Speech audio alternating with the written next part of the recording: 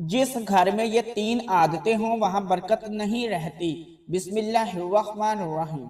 कभी गौर किया है कुछ घरों में सब कुछ होने के बावजूद दिल को सुकून नहीं मिलता। रिज़्क आता है मगर टिक नहीं पाता। हंसी तो होती है मगर खुशी नहीं।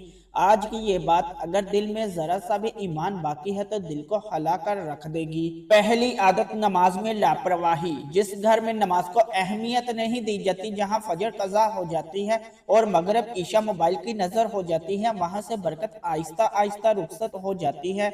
हज़रत अली रज़ी अल्लाह ताला अन्हा का फरमान है, नमाज दीन का सतून है। सोचें जब सतून ही कमज़ोर हो तो इमारत कैसे खड़ी रहेगी। नमाज सिर्फ इबादत नहीं, ये अल्लाह से ताल्लुक है, और जिस घर में अल्लाह को वक़्त ना दिया जाए वहाँ सुकून कैसे रहेगा। दूसरी आदत मोबाइल और स्क्रीन का गलत इस्तेमाल। आज हर घर की खामोशी बीमारी। एक ही कमरे में सब लोग मौजूद मगर सब मोबाइल में गुम।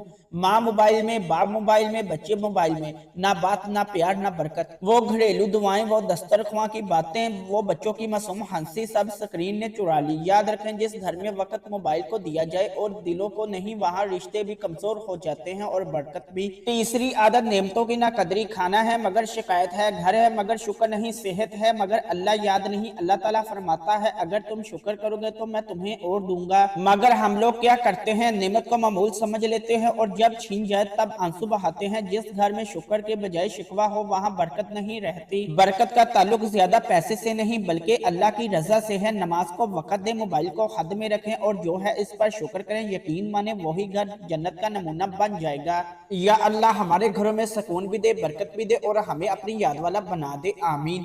अगर ये बात दिल को लगी हो तो किसी अपने के साथ जरूर शेयर करें।